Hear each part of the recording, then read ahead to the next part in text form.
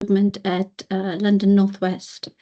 And we're going to be talking about complementing talent management with accreditation, and mainly our journey through that and how we've compared accreditation with our strategy, as well as I've brought in a little bit on People's Promise as well.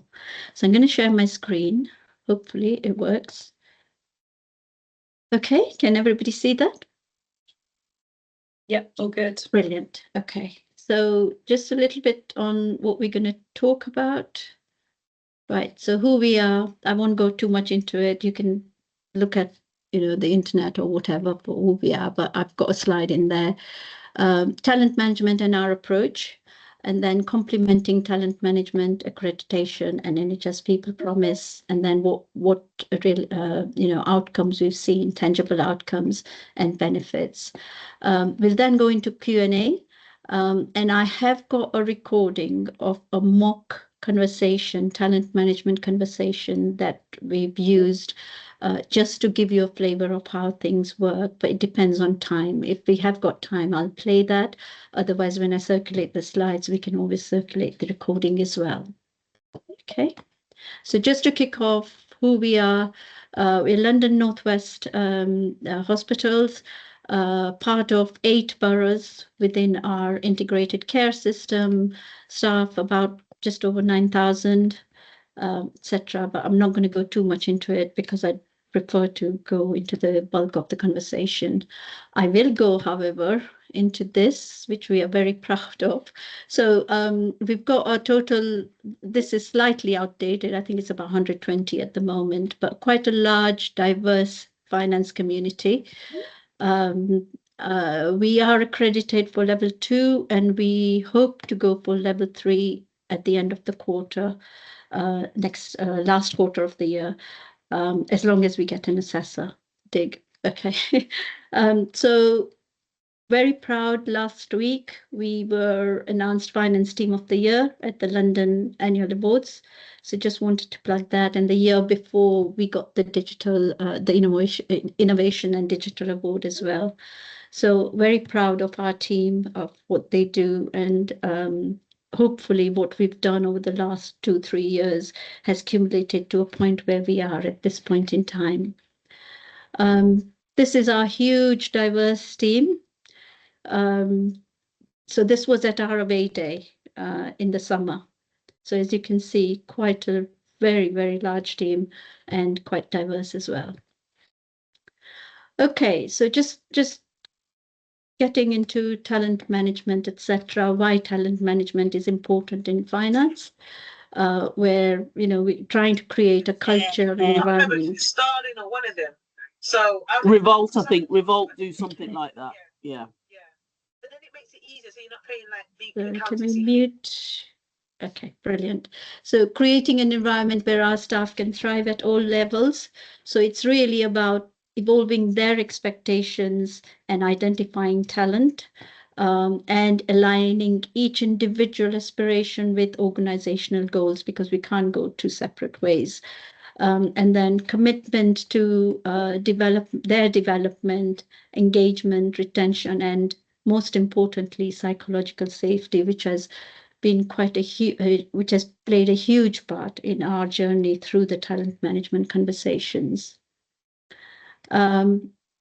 The model that we've got is sort of a hybrid of all the NHS models and what the National Academy, etc., have put out there. So it's not by any means our own model. However, we've tailored it to suit our own purposes, our own culture, etc. So we've got 5 areas that we've looked at. So grass team members, largely transactional staff, who often when we are pursuing the bottom line, when we are trying to meet the SIPs, etc., get forgotten about, but they do such an important job, and it's actually to empower them to feel valued and heard, and having that conversation, making sure we are individually looking at their training and development as well as the rest of us, was very important, and that's where we started our journey, really. Then we've got the stable experts who are highly skilled professionals, but content in their current role, don't want to move anywhere, just happy where they are. And they just need, to maintain that engagement and psychological safety by honoring their career paths, etc. Emerging professionals, these are the active studying students. They need clear pathways, coaching, challenging, etc. And it's really to help them thrive while persevering with well-being and building confidence as well. And then future leaders, these are the high, very aspiring CFOs, want to get there in very quick time, and develop them as empowered leaders. This is the talent management pool that we're talking about with regards to leadership.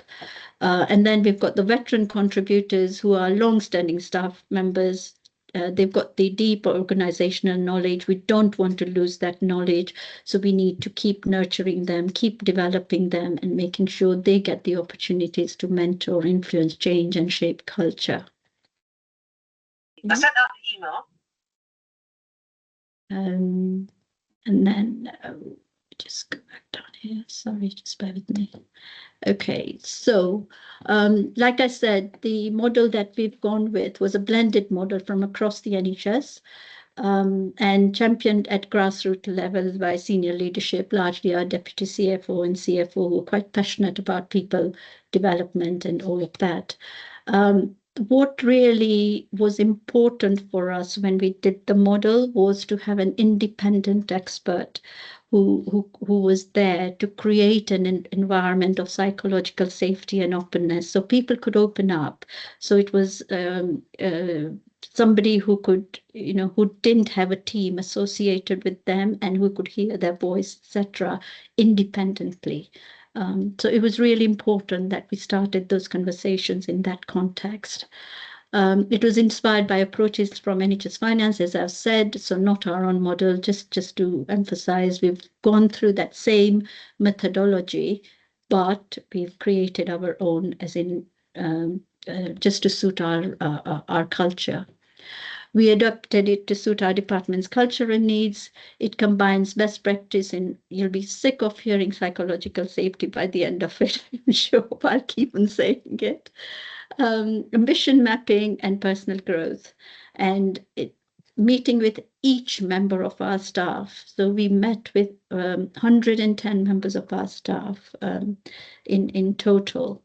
And each conversation was about 30 to 40 minutes, quite a large task, but we did it over a number of months.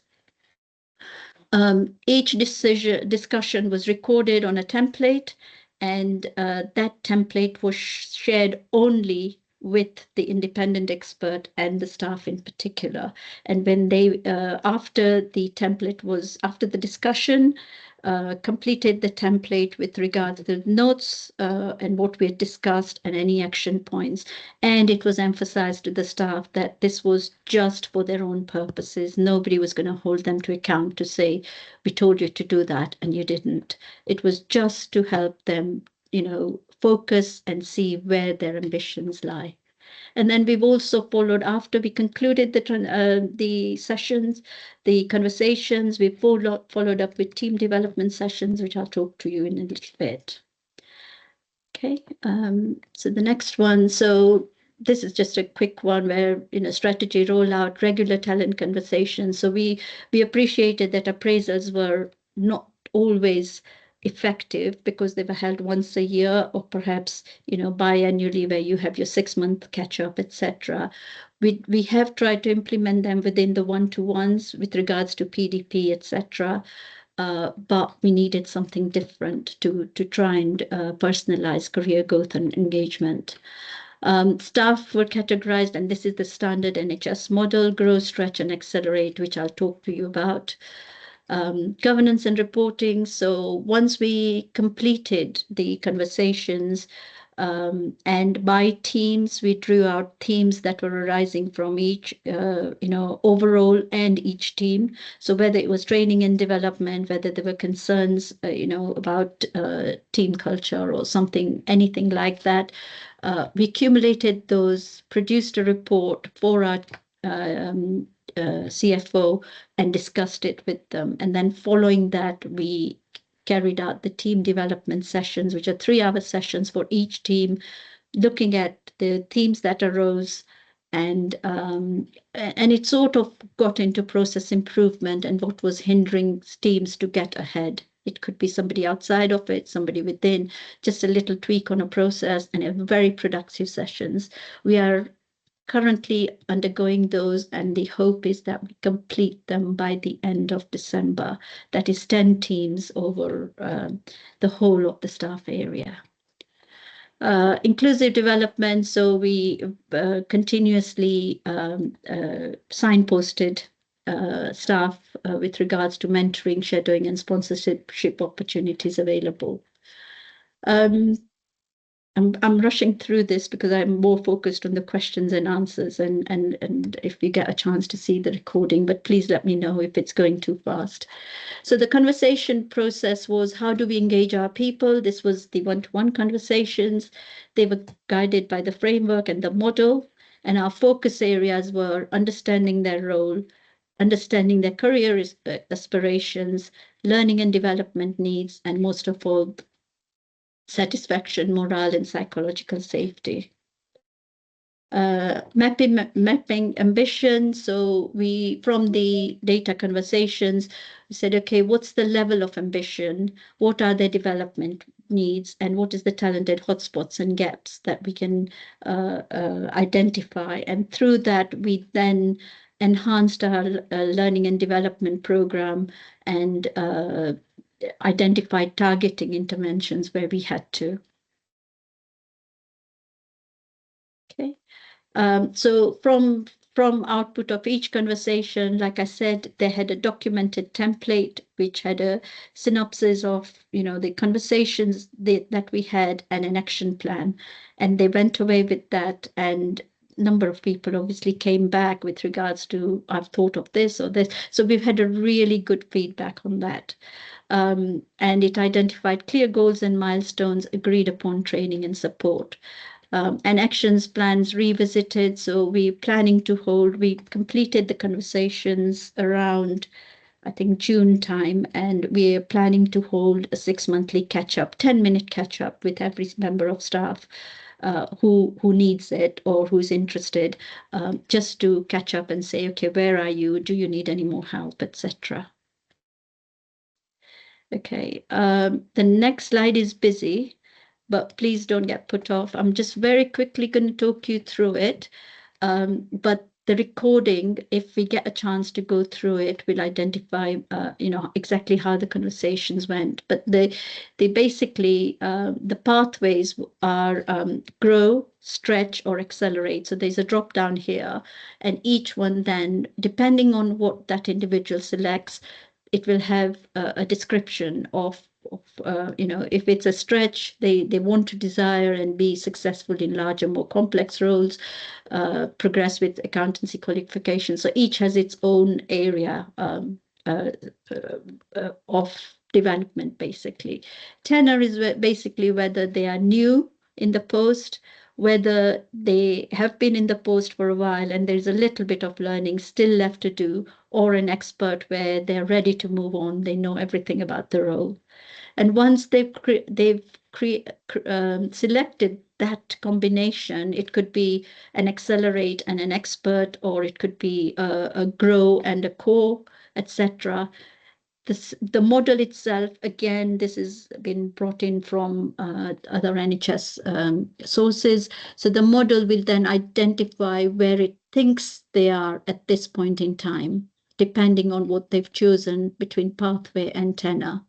And in most cases, I would say about 90% of the cases, when I was having the conversation with staff, they said that that was quite indicative of where they felt that they were at that point in time. And then what that then does is comes up with a suggested, again, a model-based development with regards to what they should be looking for, depending on what pathway and what tenor they've selected. So that will change as well, depending on the combination of the two criteria.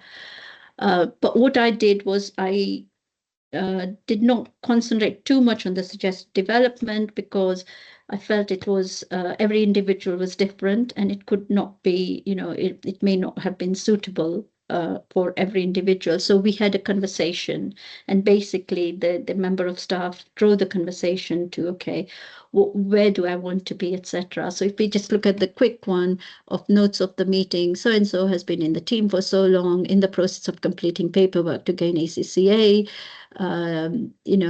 He progresses up the ladder, he needs to attend leadership courses, build on his softer skills, etc.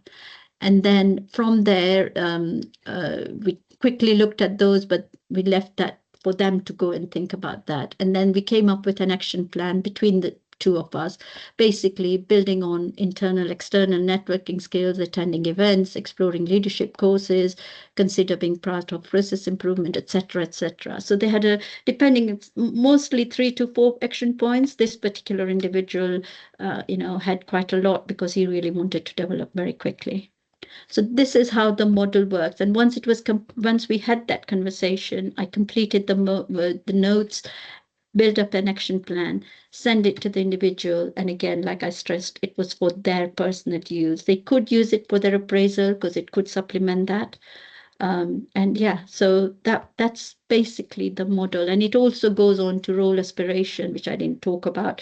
Where do they want to be and when ready? So is it within 2 years? Is it within 2 to 5 years? Is it greater than 5 years? So they themselves have some kind of focus and determination to get through.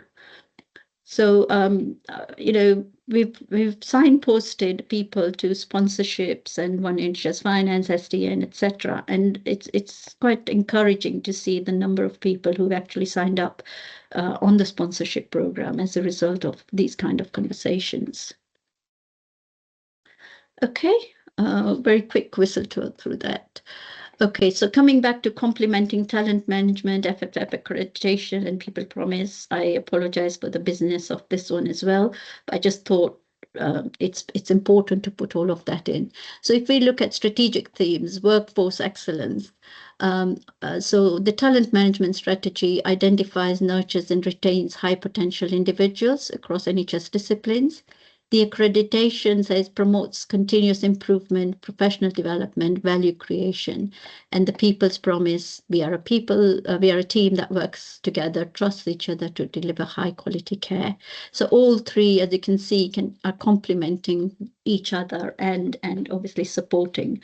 The FFF strategic alignment reinforces the commitment to developing high-performing teams, supporting strategies, goals of cultivating future leaders. So talent management, the strategy nicely fits in with that. Leadership development, so focuses on succession planning, building leadership pipelines. I've already talked about through the talent management. On FFF, it encourages leadership at all levels through value maker, future focused leaders, initiatives, etc. And NHS People's Promise, we are leaders who role model the NHS values and support others. And the alignment is FFF embeds leadership development into finance, complementing strategy, emphasis on empowering emerging leaders. So talent management identifies the emerging leaders, and then we try and complement how we can grow those into future leaders.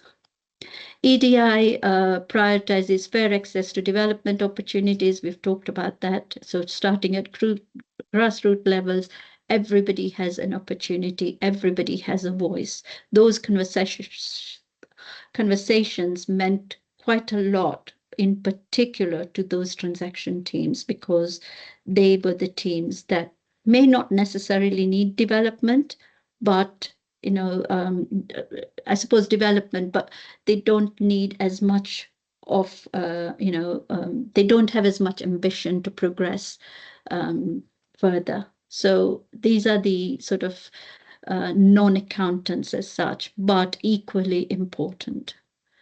Again, FFF accreditation promotes inclusive practices and recognition. And People's Promise, we are inclusive, celebrate the diversity of our teams and the people we care for, all fitting in again. And with the strategic alignment, inclusive ethos strengthens strategies commitment to equity That's the most important thing. Data-driven, so again, use workforce analytics to inform planning and development. FFF encourages using financial insights, so we are looking obviously to develop our staff much more and enhance what we are doing on automation, on AI, and other data-driven developments. So we've taken that into our learning and development sessions already.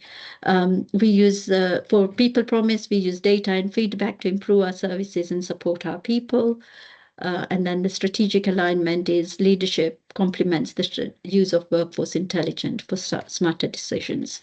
And finally, recognition and engagement. So promotes engagement through recognition and career pathways. Very, very important. Each person is individual. A little thank you here and there, supporting our culture, our heart values, and obviously People's Promise. Again, FFF accreditation celebrates achievements through awards and accreditation, and People's Promise, we are recognized, rewarded for our contributions and supported to develop. Strategic alignment fosters a culture of recognition that aligns with strategic goals of engaging and retaining top talent. Okay, so how does LNWH initiatives fit into this? So if we look at culture, nurturing, supporting, developing individuals from grassroots upwards, I've talked about it, so I'm not going to talk too much about it. Inclusive team development sessions. So we've got these team development sessions happening now, where the very senior managers, as well as all the managers and the team, individual teams within finance, we have a 3-hour conversation of everything, and people open up, and it has been really productive. The outcome fostered a values-driven culture, reinforcing shared purpose and collaboration. On the inclusion, obviously, as you've seen, we've got hugely diverse population. We've got 20+ heritage backgrounds, each having a voice. So that is where we've sort of made sure that our culture, in our culture, nobody gets forgotten. Outcome, inclusivity, access to development, and embedded diversity and inclusion into team practices. Staff development, so with the talent management conversations, 110 people had their tailored plans. They have obviously their appraisals, their PDPs, their one-to-ones, all, the standard bits coming into it as well. And then we have other initiatives going on as regards to lunch and learn, directorate sessions, etc., where staffs share knowledge, understanding, and we have speakers from outside coming in as well. Outcome provided per PDPs aligned with individual aspirations. Psychological safety, again, independent facilitation of TMS conversations, again, empowering staff to speak out and make sure that they are heard, creating safe spaces for open dialogue and honest feedback. Leadership engagement, so very, very important, I think, to drive this agenda. You have to have that engagement from top to bottom. That is the only way this will work. And it's really important to buy in from senior leaders. We are very lucky that we've got people in place, senior leaders in place, who are passionate about this and who are helping us to develop this. So basically, the outcome is modeling inclusive behaviors and commitment to our heart values. And then continuous improvement, as always. So feedback-driven evaluation. We have things like task and finish groups where different team members are represented at this group, and we all talk about work that affects each one, within teams, integrating, collaborating, etc. An outcome is using insights to evolve strategy and embed learning into future initiatives. Okay, I hope I'm not going too fast. And so integration and embedding people's values very quickly, compassionate, inclusive workforce. As you can see, we're very passionate about all of that. Recognition and flexibility, recognizing staff contributions, promoting flexible working arrangements. I'm sure we all have that. Professional growth empowerment, empowered with development pathways through the talent management, through their own teams, managing, and the development of leadership and mentorship programs. So we have our own internal, we've provided our leaders, our leadership and managers with our own internal management programs and mentorship programs. So staff are empowered to make sure that they have the right tools to do their job. And a holistic talent management, so aligning TMS with people promise supports well-being, engagement, and organized goals.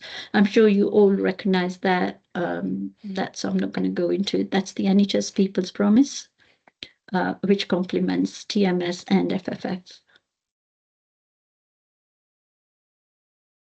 Okay, so TMS outcomes and next steps, evolving and scaling the approach, probably a little bit of repetition here. So talent management strategy improves staff engagement, retention, career progression. That's the positive outcomes. Strategic alignment, outcomes support our own goals and progress towards the FFF Level 3 accreditation.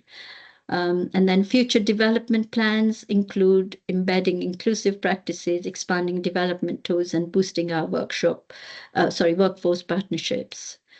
And continuous monitoring, I think, is really important to make sure that it's not a one-off exercise, that we are doing with everything we are doing to not change, but enhance our culture and how we support our staff. So basically, continuous improvement through staff feedback, team development sessions we talked about, sharing learnings with other NHS departments.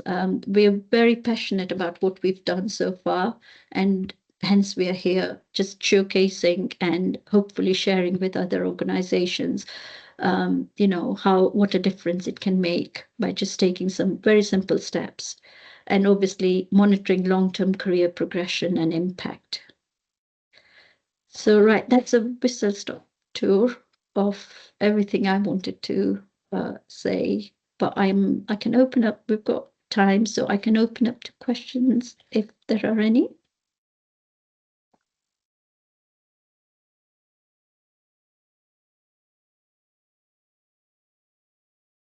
Hi, John. Hi, Prue. Thanks for Hello. that. It's been a good presentation. Just the bit you finished on, quite interesting in terms of continuous improvement through staff feedback. It plays into that psychological safety piece. Was that difficult to get to? Because I think sometimes it's not forthcoming, is it? I think. Absolutely. I think it was difficult, I must admit. Initially, people were afraid if there were any issues to speak up because of fear of any reprisals or anything like that. But where there were concerns, and I'm sure every department has got, every finance department has got its own little areas of concerns. Those kind of concerns, as we went through the talent management. So like I said, the talent management, initially, we started off with training and development as its core.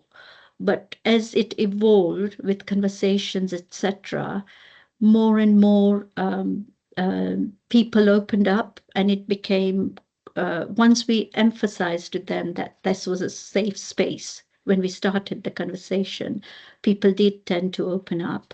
And it's quite heartening to see that trend has continued now. There are still people who do feel worried about opening up or whatever, but the team development sessions that we did, where everybody was allowed to speak, and people who were still reluctant, we facilitated that, and we gave them post-it notes so that they could just put them somewhere and we could address them at the meeting, things like that. So little bits and pieces that we've done has encouraged people to actually open up and speak out. Does that answer your question? Yes, yeah, thanks. Yeah. Thank you. Okay, can't see any other hands. Jane. Yeah, thanks very much. That was really great presentation. I really liked the model, the Excel bit, and could you tell us a bit more about so those sheets are for the individual. I think I saw for there. Do you use those to combine up to do anything about your talent pipeline, or is that something that you're thinking about? So yes, we did. So as we accumulated all the templates, basically individual templates, what we then did was put everything on an Excel spreadsheet with regards to learning, different themes, learning and development, courses required, etc. And any the concerns when we shared them, because we emphasized they would be confidential, we developed the concerns as a theme arising within teams. If there was a common theme that was arising, then we put those out there so that we could discuss that with the CFO. So there were various categories of areas within the spreadsheet, and we charted every member of every conversation we had against those criteria to draw up a plan of what we were going to do going forward. And then from that area, we identified our talent pipeline basically. So we charted who had gone for the accelerate and expert, say, for instance, and who were ready to move into those kind of leadership roles or aspire and get into those leadership roles very quickly. So each of those combinations was also charted so that we could identify that these are the people who are really want to go forward. There were others who didn't, who were very happy to stay where they were. That was charted as well. So we sort of got a grip of, what individual themes were coming out of that. Does that help? And then we use that to produce the report to the CFO, team by team, as well as a cumulative report to say this is the areas we need to focus on and develop. Okay, thank you. Thank you. Atu? Hi, Prue. Just a couple of few quick questions, really. Could you take us, if it's appropriate, could you take us through the journey, conceptual journey? How did you come up with this model? What inspired you, and what was the urgency behind this particular model? From the user's perspective, Prue, I must say this was a game changer. I mean, we could talk in length how it was, but it really was. So thank you. Okay, so what inspired us to go for this model basically is, I think this has been sort of coming over the last few years, and where we recognized that the appraisal, the one-to-ones, etc., were not just, they were good in themselves, but sometimes they may be looked on as a tick box exercise, basically ticking.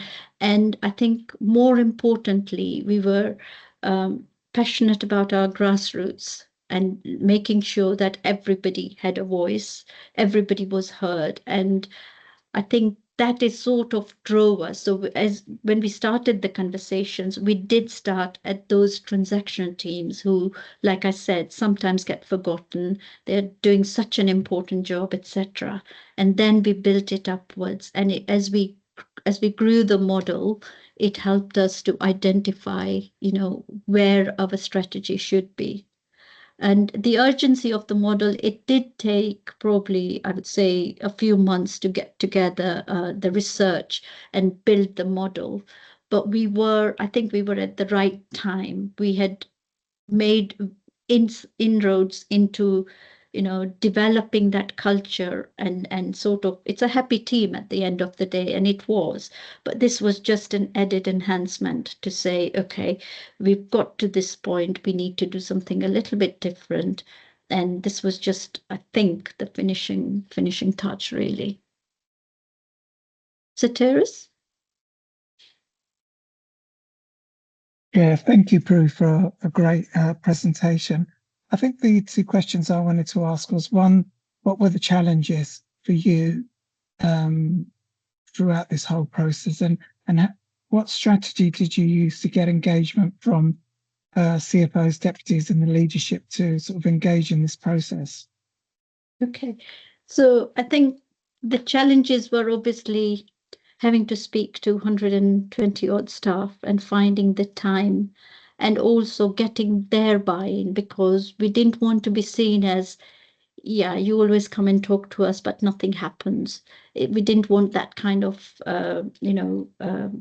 response back. We wanted to make sure that they went away with a plan, etc. So it was getting that buy-in not only from people we spoke to, but also, like you say, the CFOs, the CFO, and as you know, we've had a change of a number of CFOs within our organization within a short period of time. So it was quite difficult to sort of gauge where it was. But we are fortunate that Bimal's, interested in this, the staff, and Sheikh has been driving it very well. We've got Wendy, who's dedicated to staff development, etc. So we already had that buy-in. It was just convincing people that this strategy is working. And once we had the transactional teams done, we could see that this model was going to be successful. And that sort of drove us forward. But the challenges were just getting that initial buy-in from the staff and people opening up. It was really, like John has said, sometimes people are very reluctant to open up, but we've created that space for them where we said, as soon as we started the conversation, we said, this is a safe place. It's confidential unless you allow us to share it. And people, got that trust with regards to it, and people are opening up still and coming back to us to say, okay, I've got this problem, how do I sort it, which is quite heartening to see. Does that answer everything you wanted, Satiris? Yeah. Thank you. Okay. Wendy? Sorry, I think it was Michael first and then Wendy. Cheers. I was just interested, you said you brought somebody external in. How did you source that person? What sort of background and experience did they have, and what did they bring to the process? Why did you feel that would help implement? So by external, I suppose I meant I'm head of process improvement at the trust, and it was myself who actually conducted these conversations. Right. I don't have a team associated with me. I just go into teams and look at where areas of improvement may be required. I'm passionate about training development, and my background has been, I've done everything, like, annual accounts, financial management, whatever it is, I've covered it. So I was at a point in time where I wanted to come in and give back. And this is where, I got the opportunity to do this at this trust.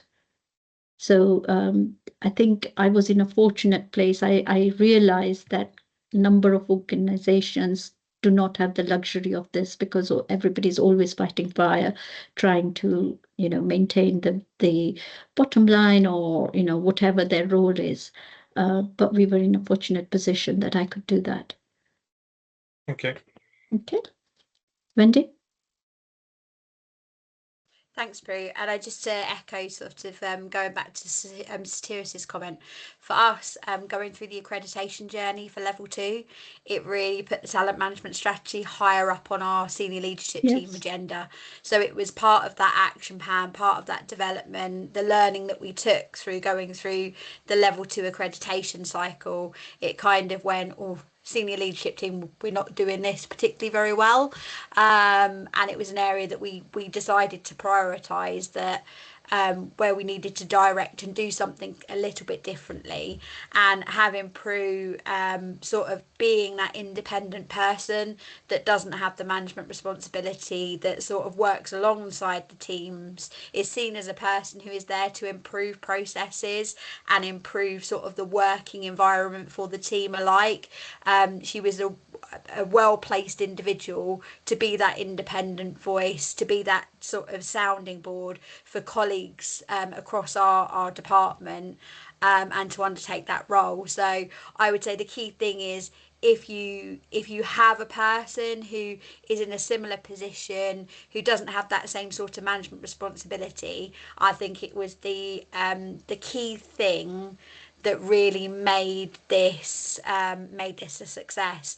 And we got what we got out from our teams around sort of being open and honest and giving much more rich and meaningful feedback that we could help them, particularly through development of their own PDPs, and helping managers as well who didn't necessarily have great experience around helping colleagues on that improvement, helping their teams on their improvement journey.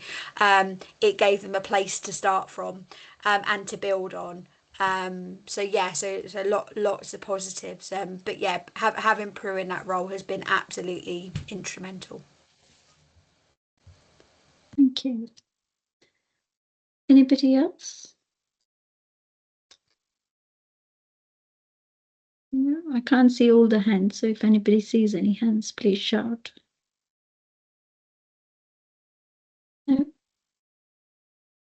Okay.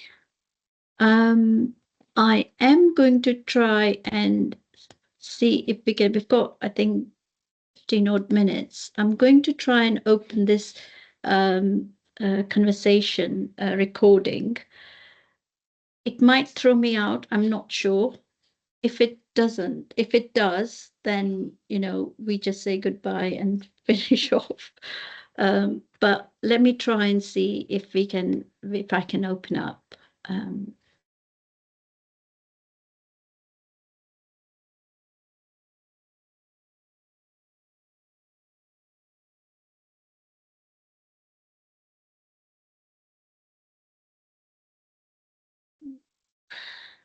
Can people see that? No.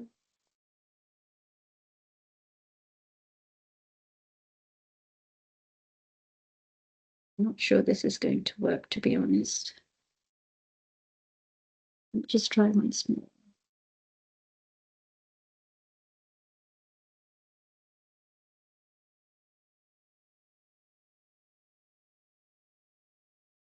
Okay, hopefully people can see that. Yes. I get so worried about technology and what it's going to do to me. But there we go. Okay. This, I want to have an individual conversation with the with okay, hold on, sorry. Let's just start back at that. Okay. I'm good. Thank you for agreeing to do this. I just wanted to say that this is a mock session, and it doesn't bear much relation to what Jess's aspiration or whatever could be. This is specifically for the purposes of the One NHS Finance webinar that we're going to be doing. So thank you for participating in this, Jess. Really appreciate it. Okay, so I'm going to start off with sharing the template. Okay. Right, let me know when you can see that. Yes, I can see it. Excellent. Okay, so let's just kick off, and this will be just a 10 minutes. Usually these sessions take about half an hour to 40 minutes, but because this is just a mock one, we will try and complete it in 10 minutes so that people can appreciate. All we want to do is people to appreciate the model and see what it's about. Okay, so I've already filled in your name, Jess, and then senior management accountant, manager, obviously I've put it as a known, and banding is 6. Is that okay? Yes, that is perfect. Yeah, okay, brilliant. We'll come back to the role aspiration and when ready, etc. What I want to do is just go through the model and what it says. So basically, it starts off with a pathway and a tenor. So basically, it says, where are you at this point in your career? Where would you like to be? And then how can we help you to get there? Yeah, so with the pathway, you've got 3 basically levels, which is a grow. So basically desire to deliver continually bigger impact, keep pace with the role. You have no current desire to change roles at this point in time. Or a stretch where you want to be developed, be successful in more complex roles and potentially progress with qualifications and knowledge. or it also relates to your appointing type. You don't want to progress these qualifications, but you do want to continue to embrace change. Yeah, and then the last bit is the accelerate one, which is desire to quickly develop into much larger or more complex roles, a high level of ambition. This is really for the aspiring CFOs. Okay, so that's the 3 pathways. And then the tenor is basically, are you new to the post, which we know you're not, so we'll leave that out. Core is basically you understand majority of the tasks within the role, but you still have some development and learning before progressing to the next stage. Or you are an expert, you know what there is to know about the role in your capacity, and you are now ready to move on. So where do you think you would sit within, say, the pathway to start off with? Would it be a grow, a stretch, or an accelerate? Personally, I think it would be an accelerate, as I've consistently exceeded expectations in all of my previous roles. I'm a fast learner, and I have like a proven track of records of new systems learning and mastering new systems and processes, as well as change quickly and efficiently. Okay, brilliant. So basically, potential desire to develop quickly into much larger or more complex roles, and at some stage to reach your high level ambition of aspiring CFO. Yeah? Yeah. And then with regards to the tenor, are you new, are you core, or are you an expert? Where do you think you sit? So I have been with the trust for the past 3 years, so I would put myself somewhere between core and expert, more towards expert. I'm a fast learner and always looking for ways to improve my skills and take on new challenges. So moving towards expert. Brilliant. Okay, so let's say I'll bear in mind, and in the notes I will put down that you're sort of in between a core and an expert, but more leaning towards the expert. So you have a full understanding of the tasks and knowledge required within the role and beyond. So what the model then does is it looks at what you've put down as pathway and what you've put down as tenor, and then says, okay, so I think this is where you are at this point in time. So significant impact in multiple areas of expertise, positive impact on the team, role model, personal strengths, strong leadership, showing exceptional ability, desire, commitment to everything that is, far advanced. Do you think this is where you are at this point in career? To be honest, yes. Mhm. I truly believe that is where I am at the moment. I'm highly motivated and result oriented, so I would definitely see this description best suited for me. Brilliant. Okay, and then just quickly, because you had said core and expert, I'll very quickly go to the core bit. So understanding of major roles, but a little bit of development to do. So basically the description will say you're operating well, consistently, having a growing impact and demonstrating technical abilities, personal strengths, values, showing potential to develop outside of current role, and 6, involvement in challenging outside. Okay. So just so that you know, it's between a core and an expert. So I went into that bit as well, but we'll keep it as an expert just for the purposes of this demo. Okay, and then what it does, the model then brings up a suggested development. Quite good in some ways, but what I like to do is speak to individuals, because every individual is different. You may have slightly different angle to some of them. Some of them may be congruent with what we're going to talk about, etc. But let's go through those in a minute. Okay, so let's come back to your role aspiration. So you said accelerate. So presumably you want to get to a deputy or a CFO role within 2 to 5 years? I would consider that as my long-term plan. In the near future, I would actually more aspire towards a deputy finance manager or a senior finance manager. Mhm. But I would be going up the NHS ladder, as I have been with the NHS since my very beginning as an assistant management accountant, going to trainee management accountant, then management accountant, senior management accountant, and then I would say that the knowledge in each of those areas have helped me build the person I am today. So I would still like to keep on the same track. Not sure if I would want to fast track to a higher position and not get a better or the best understanding of the previous role or the more course. junior role before. Brilliant. That's good. So what I've said is deputy CFO, deputy or CFO within long term, and then deputy FM or senior FM in the medium term. Yeah. Of course. Okay. So then, if we look at your when you would be ready, within 1 year, within 2 years, within 2 to 5 years, or greater than 5 years, where do you think you would sit to get to where you want to be at the end of that tenure? I'd say between 2 to 5 years, realistically speaking. That's really good. Yes, I'm quite confident in my skills and expertise and the sort of environment that I'm in, and it's a very fast-growing and ever-changing environment. Brilliant. Okay, that's really good. Okay, so let's quickly, and again, I'm keeping this short, 10 minutes, because it's a demo. Normally these conversations would be 30 to 40 minutes and we'd really dig it deep into it. But if we just keep it brief, just talk to me about your aspirations. And I won't make notes at this point because I'm not very good at typing very quickly. So once we've finished, I will send you the notes of the meeting and the action plan, given that it's a mock thing, obviously, but this is basically what the model will ask, basically, yeah? Okay, so talk to me. Where do you want to go? What do you want to do? Again, as I said previously, I'm an aspiring CFO or director of finance. I work within my career. My short-term plan is to become a deputy finance manager or senior finance manager. I know that I'll be able to obtain this again within, I would say, I would challenge myself within the 2 years, but just keeping it just in case, I would extend it to 2 to 5 years in case anything does happen professionally or personally.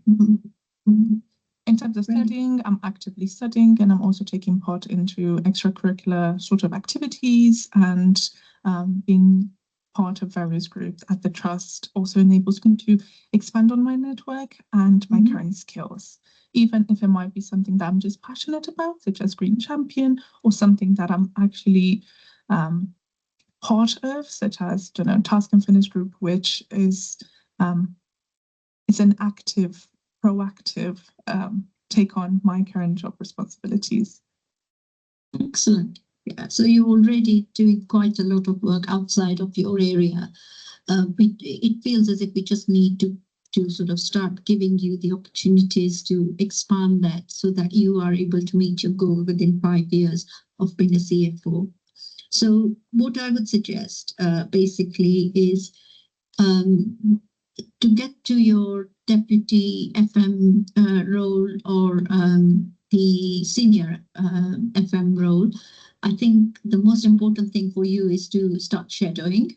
So try and shadow, senior team meetings within your department, outside of your department. We've got a shadowing program for meetings. So go to those very senior meetings as well, and it'll give you some insights into whatever happens there.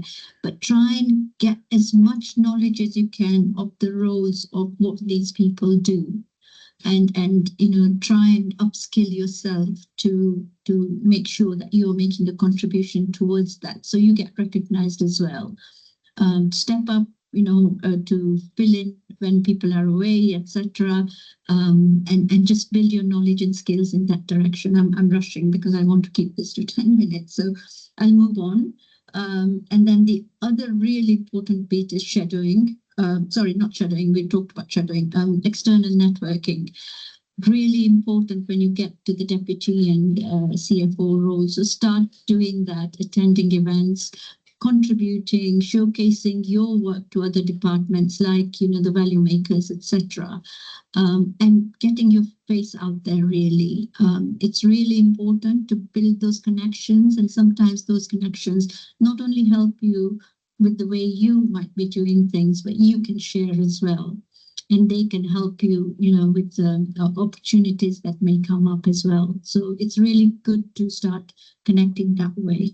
And then the third thing I would say is the sponsorship program. So I'm not sure. I think the sponsorship program is sort of band 8A, 7. I'm not quite sure. You need to check that. But what you need to do is get yourself somebody who can open doors for you. So sponsorship is more about opening doors. So you have your sponsors, you get to know them, they get to know you, etc. And then if there is an opportunity that's available, then the sponsor can say, I know just the right person, and they might open some doors for you. But in addition to that, I would say that make sure you get yourself a mentor, because you will need it. Quite a lot of people feel they're sufficient in themselves, which is fine.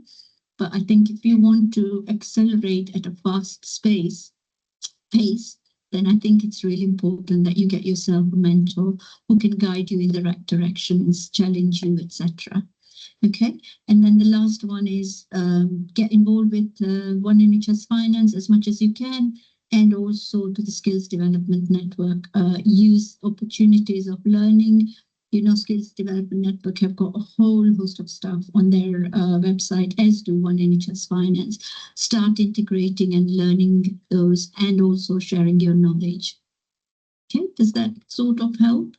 Yes, that actually does help. And after this meeting, I'll make sure to check all of those to ensure that I'm up to date with the most information and opportunities, materials as possible. Okay, so just very quickly with the suggested development, have a quick look at it. Some of it might be what we've already talked about, getting some coaching, mentoring, etc. Have a look at that as well. And then at the end of it, what I'll do is, once we've completed the conversation, what normally would happen is I would send you the notes of what we've talked about.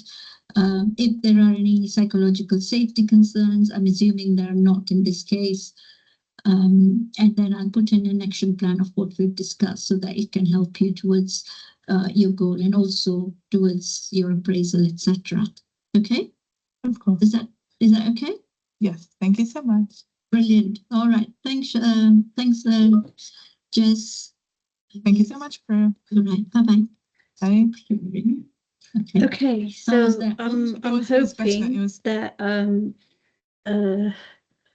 that gave you an insight into the conversations, etc. And we are nicely on time. I think 2 minutes to go, so I'll wrap up there. If there's any last minute questions, etc. I've just seen on the chat, Prue, people are asking if you're happy to share the template as well. Oh, absolutely. Yeah, very happy to do that. So I'll share the slides as well as the template once we're ready to circulate them. And yeah, as I said on the chat, we have recorded this, so it will be on our YouTube channel in probably a few days' time. Brilliant. Okay. Right. Thank you so much, Prue. Thank you, everyone. Right. No Thank you. worries. Thank you, Prue. Thank you. Thank you. Bye-bye. Bye. Thank you. Bye. Thanks, Prue. Well done. Bye. Bye.